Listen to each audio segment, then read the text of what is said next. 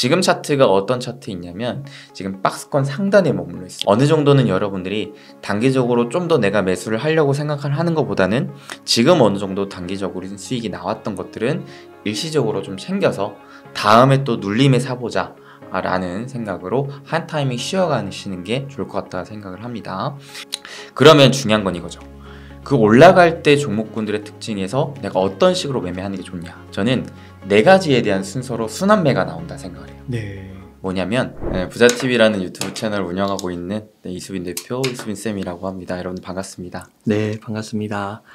예, 수빈쌤, 요즘에 시스템 위기가 고조되면서 더 확산될 것이다라는 얘기도 나오고, 또 한편으로는 진짜 오는 건가 싶기도 하더라고요. 네. 장세가 또 나쁘지 않은 것 같기도 하고, 어떻게 좀 보고 계신가요? 참 지금 시황에 대해서 사실 정말 중요한 시기라고 생각을 하는데, 네. 근데 그렇기 때문에 정말 너무 어려운 것 같아요. 그래서 저도 이 어려운 시황 어떻게 하면은 여러분들에게 조금이나마 도움 될 만한 얘기들을 해드릴 수 있을까 싶어서 매크로적인 측면에 대한 책들을 엄청 많이 사서 지금 하나 읽고 있는데, 네. 제가 아직까지는 이게 정립이 안 됐어요. 그래서 죄송하게도 제가 다음번에 촬영할 때는 그때 꼭 시황적인 측면에 대해서 좀 정리가 된 상태에서 얘기를 좀 드리고 싶고요. 그만큼 고려해야 될 상황들이 많다. 네, 지금 정말 쉽지 않아요. 너무나 어렵고 분명히 여기서 더 크게 상방으로 올라갈 것 같진 않은데, 문제는 계속 박스권에 갇혀 있을 것이냐 아니면 한 번 더 떨구고 갈 것이냐, 거기에 대한 고민이 있거든요. 네, 그래서 저번 시간에는 이제 거래량적인 측면을 봤을 때 아직까지는 방향성이 뚜렷하게 잡힐 만한 타이밍은 아닌 것 같다라고 얘기를 드렸는데, 이제 좀 그 근거들을 저도 좀 채우고 싶어서 좀 공부를 열심히 하고 있으니까 그게 좀 채워진다고 생각이 든다면 다음번에 나와서 그 부분에 대해서 얘기 좀 드리도록 하겠습니다. 네, 일단은 그 전에 좀 말씀드리고 싶은 게, 지금은 많은 분들이 시장에 대해서는 거의 동일하게 생각을 하실 거예요. 많은 전문가 분들도 상방은 제한적이지만 근데 여기서 이제 두 갈래로 나뉘는 것 같아요. 하방도 제한적이므로 박스권에 계속 갇혀서 종목 장세가 이어질 것이냐, 아니면 아직까지는 경기 침체 우려가 여전히 남아있고 고금리 상황이기 때문에 여기서 한번 또 경기 침체로 인한 증시 폭락이 한 번 더 나올 수 있다. 이제 리세션 얘기하죠. 그래서 저도 그 부분에 있어서 과연 뭐가 맞냐에 대해서는 좀 더 공부를 해볼 필요가 있겠는데, 근데 중요한 건 뭐냐면 한번 폭락이 나오든 안 나오든 그때까지는 박스권 장세, 즉 지금의 종목 장세가 이어질 것은 좀 맞다고 봐요.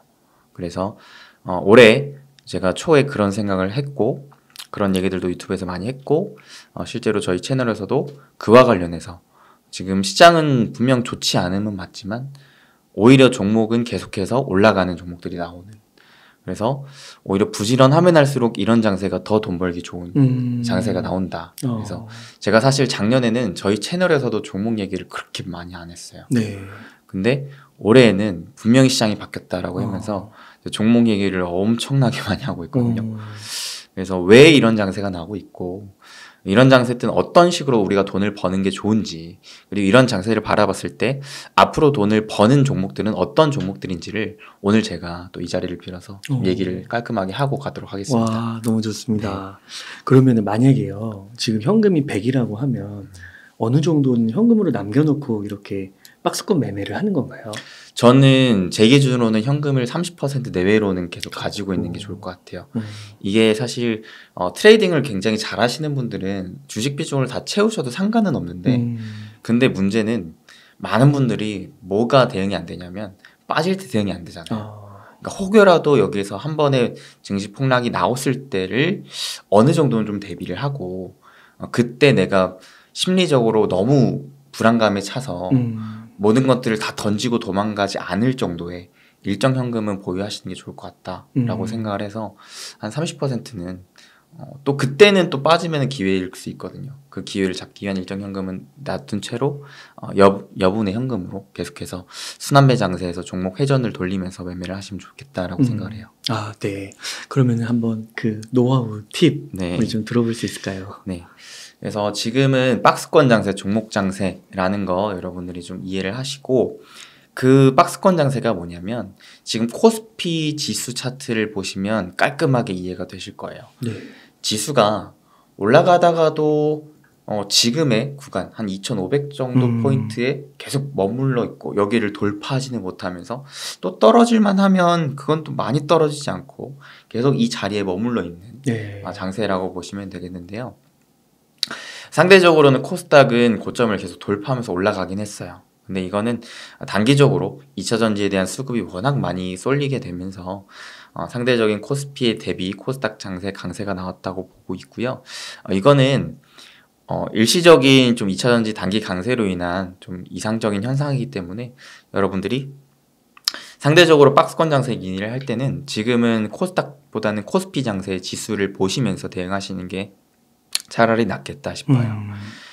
그래서 그 가운데 여러분들이 1차적으로 뭐부터 생각을 하셔야 되냐면 지금 장세는 박스권에서 머물러 있기 때문에 어느 정도 박스권 하단, 그러니까 증시가 파동을 그리면서 이렇게 움직이게 되는데 박스권 하단 부분에 있을 때는 아무래도 매도보다는 매수 쪽으로 손이 많이 가는 게 좋을 것 같고, 반대로 박스권 상단 부분에 있을 때는 맞고 떨어질 확률이 좀 크기 때문에 아무래도 매수보다는 매도에 손이 올라가면서 단기 현금화 전략을 취하시는 게 좋겠다라고 생각을 합니다. 지금 차트가 어떤 차트이냐면 지금 박스권 상단에 머물러 있어요. 그래서 어느 정도는 여러분들이 단기적으로 좀 더 내가 매수를 하려고 생각하는 것보다는 지금 어느 정도 단기적으로 수익이 나왔던 것들은 일시적으로 좀 챙겨서 다음에 또 눌림에 사보자 라는 생각으로 한 타이밍 쉬어가시는 게 좋을 것 같다 생각을 합니다. 굳이 지금 상단에 있는 자리에서 무리할 필요는 없다고 보고 있거든요. 그래서 지금은 한 차례 쉬어가는 게 좋겠고, 중요한 건 뭐냐면 박스권 장세에서는 결국 올라갈 때가 중요해요. 올라갈 때. 그 올라가는 장세를 끌어올리는 주도주가 나와요. 박스권 장세 안에서도? 네네. 그때마다 나와요. 그래서 지금 2023년 들어와서 1, 2, 3월 증시가 굉장히 좋았잖아요. 근데 1, 2, 3월 증시가 굉장히 좋았는데 그 안에 어떤 종목군들이 강했는지를 살펴보시면 딱 이해가 빠르실 거예요. 대표적으로 어떤 종목들이 강했을까요? 무조건 2차 전지. 2차 전지도 물론 강했지만 로봇 AI 그리고 반도체 이쪽도 굉장히 강했어요. 반도체도 강했어요. 네, 왜냐하면 AI 쪽이랑 또 같이 엮이기도 했고 삼성의 300조 투자에 대한 이슈까지 붙었기 때문에 반도체도 생각보다 강했습니다. 자, 그렇다면 이런 생각을 하세요. 자, 여기에서 아마 많은 분들이 지금 지극히 공감을 하시는 게 난 2차 전지가 없어요. 나는 AI 로봇이 없어요. 1월, 2월, 3월 많은 분들이 뭐 주식으로 수익 보기 좋은 장세라고 얘기를 하시던데 나는 그렇지 않았어요. 왜? 박스권 장세는 상승 추세의 장세가 아니기 때문에 대다수의 종목들이 다 같이 으쌰으쌰 올라간 장세가 아니에요. 분명히 증시는 여기 막혀 있는데 특정 종목군들이 막 50%, 100% 올라간다는 건 다른 종목들은 그만큼 힘이 약하다는 걸 의미하거든요. 그렇겠네요. 그렇기 때문에 대다수의 종목군들은 많이 올라가지 않는데 특정 2차전지 로봇 AI와 같은 종목군들만 계속해서 올라가는 장세를 의미해요. 그러니까 이 종목군들을 잡고 있었다면 더할 나위 없이 좋은데 반대로 이 종목들이 없었다면 더할 나위 없이 힘들었던 거죠. 그러네요. 굉장히 많이 소외감을 먹고 힘든 거죠. 그러니까 이런 장세가 박스권 장세입니다. 그렇기 때문에 여러분들이 굉장히 기민해야 돼요. 굉장히 빨라야 되고 이 올라갈 때 그 처음 올라갈 때 어떤 종목군들이 강하게 올라갔는지를 체크하셔야 돼요. 거기에 발빠르게 탑승을 하셔야 됩니다.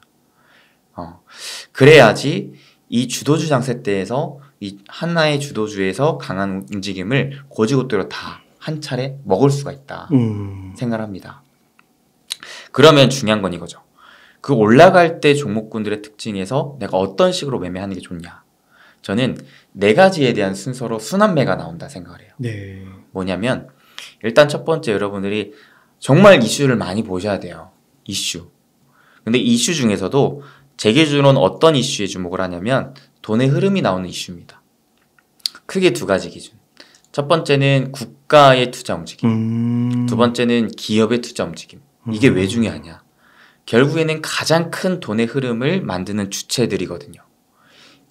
자, 정부는 직접 투자도 하지만 간접 투자도 합니다. 무슨 말이냐? 정책을 내세워줘요. 그래서 돈의 흐름이 있다면 이 돈의 흐름이 자, 이번에는 이쪽으로 갈 때입니다 라고 하면서 방향을 만들어줘요. 그게 정부 정책이라고 보거든요. 자, 우리나라는 아무래도 우리나라 현재 윤 정부의 정부 정책이 가장 무엇보다 중요할 겁니다. 근데 그보다도 더 중요할 수 있는 게 전 세계적으로 봤을 때 지금 우리나라의 지금 우호적이고 수출에 굉장히 의존도가 클 수 있는 미국과 앞으로는 중국보다는 유럽 쪽 이쪽의 정부 정책들의 흐름을 주목해 보시는 게 좋을 것 같고요. 그 다음에 기업 투자 움직임 마찬가지. 우리나라에 제일 가는 돈이 가장 많은 기업의 움직임에서 투자가 나온다면 거기에서도 투자 기회가 나오죠. 네. 그래서 큰 거는 아무래도 삼성전자. 네. 지금 여전히 현금 유동성 자산이 140조 원나 되기 때문에 이 기업이 투자하는 움직임을 우리가 안 볼 수가 없을 것 같고요. 실제로 삼성전자가 300조를 반도체에 투자한다는 이유만으로 지금 반도체 업황이 굉장히 안 좋음에도 불구하고 반도체 주가가 단기간에 굉장히 강한 퍼포먼스를 보여줬거든요. 네. 그게 바로 이 돈의 흐름 중에서도 국가와 기업의 투자 움직임이 중요한 이유다. 그리고 우리나라 기업뿐만 아니라 전 세계 기업을 바라봤을 때 시총이 큰 기업들의 투자 움직임도 중요하겠다. 특히나 미국 쪽. 미국의 시총 상위 기업들은 어디에 지금 투자하고 있는가. 이런 부분들을 봤을 때 올해 상반기에 그래서 좋았던 게 이제 AI였거든요. 왜? 미국의 IT 관련 시총 상위 10개 기업이 죄다 AI에 투자한다고 했기 때문에. 네, 그래서 AI가 굉장히 강한 이유였다. 이런 부분들을 놓치면 여러분들이 그 주도주의 힘에서 좀 탈락할 가능성이 높다. 그래서 많은 이슈, 많은 정보들이 있어요. 요즘 같은 시대는 사실 정말 정보를 못 찾기가 더 어려울 정도로 정보가 너무 많잖아요. 네. 요즘은 또 많은 전문가분들이 유튜브에 나와서도 얘기하시고 각종 뭐 카톡방, 텔레그램방 정보를 무료로 주는 곳이 너무나 많아요. 그래서 여러분들이 정보를 찾는 건 어렵지 않은데 문제는 뭐냐면 그 많은 정보 속에서 알짜배기 정보를 골라내는 게 어려우실 거예요. 근데 그에 대한 팁은 저는 돈의 흐름에서 국가의 주도적인 정책적인 움직임과 기업의 주도적인 투자 움직임 위주로만 살펴보시는 게 맞겠다 싶어요. 사실 주식 투자에 있어서 성공하신 분들의 가장 큰 특징이 뭐냐면 매매를 그렇게 많이 안 하세요. 왜냐? 내가 투자를 할 때 기준이 이 정도가 세워져 있는데 이 기준에 부합하는 종목이 그렇게 많지는 않거든요. 그때그때마다 올라가는 거 종목 따라잡는 거는 이건 일반적인 개인 투자자들이 하는 거고 진짜 돈을 버시는 분들은 내가 확신에 찰 때 확신에 찬 종목을 비중을 실어서 투자해서 그걸로 벌고 또 안 보이면 쉽니다. 그러니까 내가 승리할 수 있을 때만 자신 있게 하고 치고 빠지는 매매를 많이 좋아하시기 때문에 그런 게 이제 성공이 높은데 그러니까 박스권 장사도 그렇게 생각하시면 되세요. 박스권 장세 하단 부분에 있을 땐 여러분들이 좀 더 자신감을 갖고 이렇게 처음에 주도를 하는 종목들이 뭔가를 돈의 흐름을 바탕으로 뽑아내시고 그 종목 위주로 공략하시는 게 좋겠죠. 2차전지 로봇 AI가 왜 강했느냐? 2차전지 돈의 흐름이었습니다. 정부의 정책적인 방향성, 특히나 미국 IRA 굉장히 큰 흐름이었죠. 여기에 유럽도 CRM이라고 해가지고 미국의 IRA를 쫓아가는 움직임이 나옵니다. 그러니까 전 세계적으로 친환경적인 기조가 유지되면서 내연기관차에서 전기차로 전환되는 속도는 방향성은 분명하게 잡혀 있었는데 여기서 탈중국화 움직임을 보여주다 보니까 아무래도 우리나라의 K배터리가 크게 수혜를 받으면서 네. 이번에 크게 올라간 거죠. 네. 이게 큰 골자였다고 보시면 되고 로봇도 마찬가지. 로봇 전 세계적으로 탈세계화 때문에 리쇼어링 정책, 공급망 재편 때문에 로봇을 이제 필연적으로 탑재해야 되는 상황에서 우리나라 같은 경우 삼성이 로봇에 또 투자한다라고 발표를 하니까 오케이 이 두 가지에 대한 돈의 흐름이 맞아 떨어졌다 하면서 강했던 거였고 AI 마찬가지 아까 말씀드렸던 미국의 시총 IT 상위 10개 기업이 다 투자한다고 하고 우리나라 굵직굵직한 IT 기업들도 투자한다고 하니까 여기서 이제 돈의 흐름이 나온 거죠. 근데 중요한 건 이거예요. 얘네들이 언제까지 갈 것이냐. 맞아요. 이게 증시가 상승 추세로 계속적으로 올라가기만 하면 얘네들도 계속적으로 올라갈 거예요. 그래서 보통 상승 추세, 장세가 상승기로 돌입할 때 주식 격언이 또 있는 게 뭐냐면 달리는 말에 올라타라는 말이 있어요. 네. 그만큼 달리는 말이 장세가 올라가면 올라갈수록 계속 올라가고 또 올라가는 흐름이 나오다 보니까 그때는 달리는 말에 올라타라는 말이 나와요. 그래서 가령 지금의 2차전지도 만약에 증시가 상방이었다면 지금 올라타는 것도 나쁘진 않았을 거예요. 근데 문제는 뭐냐?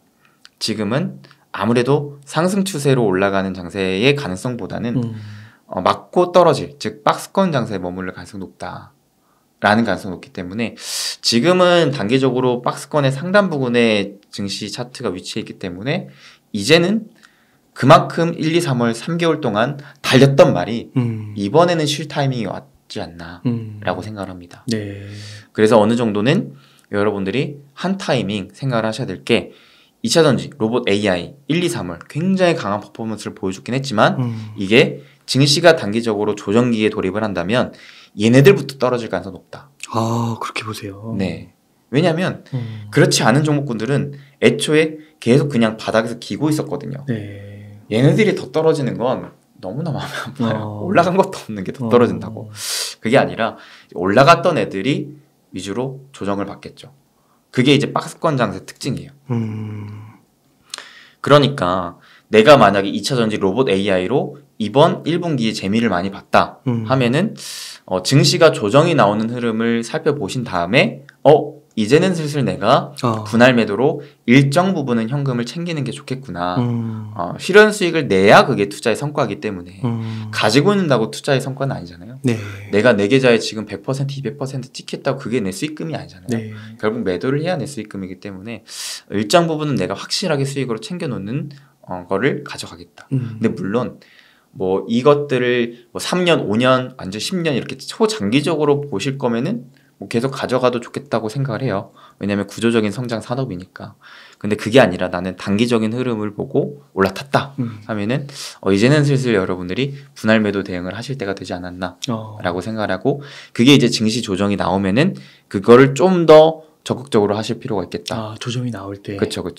그렇게 생각을 하는 거죠. 조정이 나온다는 거는 하루에 3, 4% 정도 이렇게 빠질 때를 말씀하시는 그러니까 건가요? 증시 차트를 봤을 때 어느 정도 단기 이평선 라인, 예를 들면 한 21선을 깨지고 떨어지는 움직임, 그런 움직임을 보셔야 될 것 같아요. 그러니까 하루의 등락률보다는 흐름 자체가 꺾이는, 네, 흐름이 꺾이는 걸 볼 때는 이평을 깨는지 마는지를 봐야 되기 때문에 단기 이제 21선 이평선 라인을 좀 깨진다 싶으면 증시가 그러면은 이거는 슬슬 증시가 조정 국면으로 갈 가능성이 높겠구나 생각을 하시면서 그때부터 이제 분할 매도 대응을 하시는 게 좋겠죠. 그 분할 매도 방법은 네. 어떻게 하세요? 몇 %씩 그렇게 정해놓고 하세요? 저는 사실 단기 매매랑 중장기 투자에 있어서 분할 매수 매도를 하는 방식이 좀 달라요. 네. 단기적으로는 저는 분할 매수를 웬만하면 2번 정도만 나눠서 합니다. 근데 그 2번을 할 때는 구간을 2번으로 나누는 거고, 그 구간 내에서도 짧게 쪼개서 그때그때마다 좀 많이 분할을 해요. 호가를 그때그때 보면서. 그래서 크게는 2개로 나눠서 한다. 매도도 크게로 2번 나눠서 분할 매도한다. 50%씩. 50%라기보다는 저는 성격이 워낙 또 보수적이기 때문에 아래쪽에 좀 더 비중을 실어요. 그래서 가령 예를 들어 5대5가 아니라 한 3대7 내지는 4대6 정도. 네, 이렇게 보고 이 종목이 너무나 좋아 보이는데 주가가 좀 올라가 있다 싶으면은 이제 한 4대6 정도로 위에 좀 두고, 나는 얘는 조금 밑에 살 수 있을 것 같은다면 3대7로 밑에서 좀 비중을 두는 편이에요. 그렇군요. 그래서 그 이평선 같은 네. 약간 신호가 나왔을 때는 뭐 한 30% 40% 뭐 이 정도는 매도를 하는 것도 괜찮아 보인다. 그쵸. 매도는 이제 여러분들이 단기성으로 접근하셨으면은 그때의 흐름에 맞춰서 한 30% 내지는 한 최대 뭐 절반 정도까지는 분할 매도를 했다가, 근데 이거는 분명 말씀드리지만 내가 장투를 목적으로 하는 거였으면 굳이 그런 단기적인 흔들림에는 뭐 대응할 필요는 없겠다. 근데 애초에 이제 단기 투자를 좀 마음 먹으신 분들은 그쵸. 이런 박스권 장세가 있으니까 네. 그런 식으로 대응하는 게 필요하다. 네, 왜냐하면 단기 매매로 접근했기 때문에 단기 변동성이 흔들릴 수밖에 없거든요. 그렇죠. 사람의 마음이. 애초에 내가 장기적인 목표를 두고 가시는 분들은 단기 변동성 크게 연연하지 않으세요. 올라가면 올라가는 대로, 떨어지면 떨어지는 대로. 뭐 그런가 보다. 어차피 나는 이거 3년 5년 볼 거라고 생각했기 때문에 그런가 보다 생각을 하시거든요. 근데 그게 아닌 분들은 단기적인 시장의 변동성에는 대응을 하는 게 맞으니까 이런 얘기를 좀 드리는 거고요.